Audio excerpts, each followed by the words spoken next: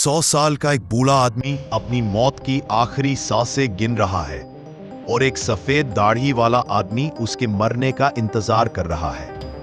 रात का अंधेरा बस एक मोमबत्ती की रोशनी, और जैसे ही वो मरता है, सफेद दाढ़ी वाला आदमी तुरंत उसके शरीर को बीच से काटकर अंदर के पुर्जों को बाहर निकालकर उल्टे अक्षरों में 30 पेज नोट्स बनाने लगता है। यह इंसान था लियोनार्डो दा विंची, इतिहास का सबसे कर्स जीनियस, जिसके सामने महान से महान साइंटिस्ट न्यूटन, आइंस्टाइन भी सिर्फ ताली बजाते दर्शक लगते हैं, क्योंकि लियोनार्डो ने सिर्फ एक या दुनियाओं में ऐसी खोजें की जिनके राज आज तक साइंटिस्ट समझने की कोशिश कर रहे हैं। इनमें भगवान के डिजाइन का कोड है, आत्मा का शरीर में लोकेशन है, खूबसूरती का फार्मूला है, उड़ने के सीक्रेट्स हैं, सभ्यताएं तबाह करने के हथियार हैं, मुर्दों की हर एक अंग, ब्लड वेसल्स और नर्व्स की डिटेल ड्राइंग्स है, और यहाँ तक कि अपने खुद के मौत की तारीख की भविष्यवाणी तक है।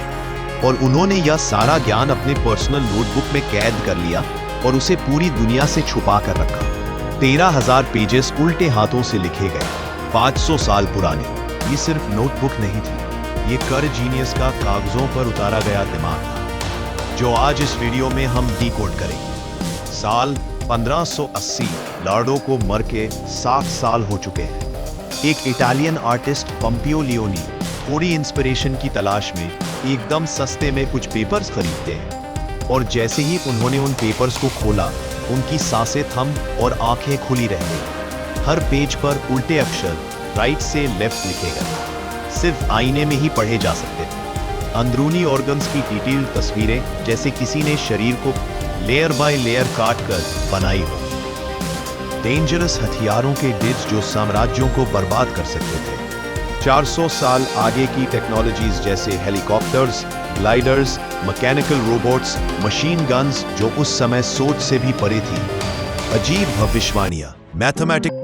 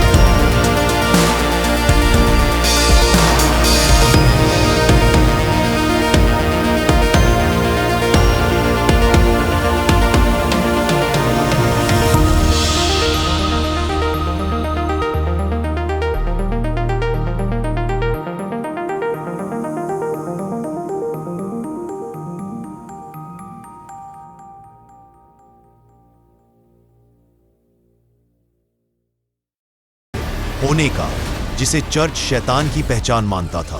स्कूल में पढ़ने का कोई हक नहीं, समाज में कोई पहचान नहीं, घर, जमीन, विरासत पर कोई अधिकार नहीं। बाप ने तक साथ छोड़ा, माँ किसी और के साथ चली गई। लेनार्डो का बचपन एक ऐसे गुनाह की सजा बन गई जो उसने खुद कभी की ही नहीं थी। और ऐसे बचपन बच्चे नहीं, दृष्टिकोण पैदा करते हैं। अगर दुनिया मुझे नहीं देखती तो मैं खुद को देखूंगा और मैं खुद की आंखों से दुनिया को समझूंगा। जिस बच्चे ने कभी अक्षर लिखना नहीं सीखा, उसने देखना सीख लिया। ऑब्जर्वेशन उसकी भाषा बन गई और पैटर्न्स उसके अक्षर।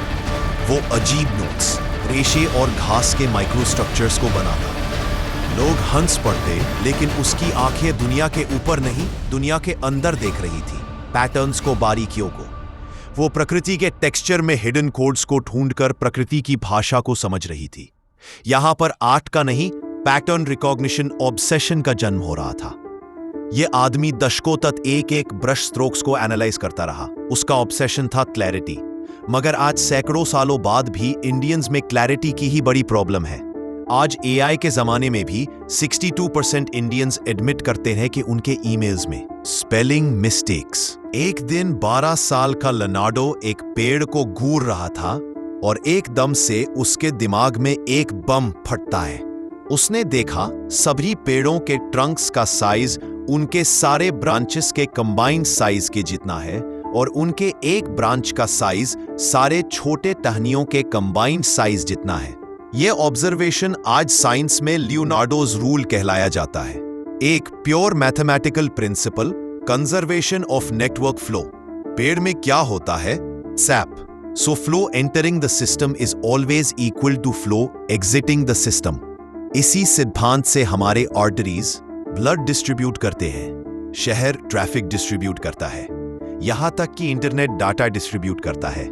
13 साल का लेनार्डो जब विंची के पहाड़ों को देखता तो उसे जमीन का ढेर नहीं, दूरियों के साथ घटता कंट्रास्ट दिखता। कलर्स ब्लू और ग्रे की तरफ शिफ्ट होते दिखते और एजेस ब्लर होते हुए दिखते।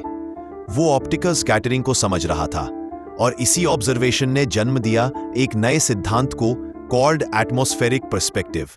ये प्रिंसिपल आगे सारे लैंडस्केप पेंटिंग का एक फंडामेंटल रूल बनेगा और मोनालिसा जैसी पेंटिंग्स में भी यूज होगा, जहां लोग दौड़ते घोड़ों और छलांग लगाती बिल्लियों में सुंदरता देखते। लेनार्डो उनमें फोर्स डिस्ट्रीब्यूशन, टेंडन एक्सटेंशन और रोटेशनल सिमेट्री देख रहा था।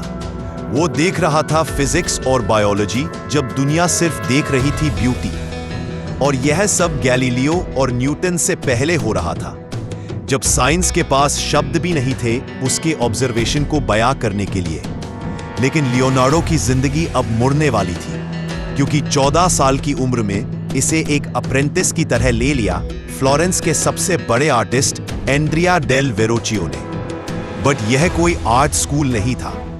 वेरोचियो लेनार्डो से पोछे लगवाता, कपड़े धुलाता, खाना बनवाता और फिर जाकर उसे कहीं पर नसीब होता कलर को मिक्स करना, मिनरल्स को ग्राइंड करना और पेंट ब्रश को हाथ लगाने वाला काम। इस बच्चे में कोई तो प्रॉब्लम है, वेरोचियो ने जल्द ही नोटिस किया, क्योंकि अक्सर लेनार्डो एक काम हाथ में लेता, उसे आधा छोड़कर दूसरे पर चला जाता। आधे स्केचेस, आधे मॉडल्स, आधी पेंटिंग्स। लेनार्डो के दिमाग में एक प्रॉब्लम थी जो हम सब में भी है, जिससे वो जिंदगी भर स्ट्रगल करता रहेगा और अंत में खुद को सबसे बड़ा फेलियर कह के मरेगा। इस पेंटिंग को जरा देखना, बैप्टिज्म ऑफ क्राइस्ट, एक ऐसी पेंटिंग जिसके बाद लियो के गुरु वेरोचियो ने पेंटिंग ही छोड़ दिया। यहां लेफ्ट साइड में एक रोप पकड़े हुए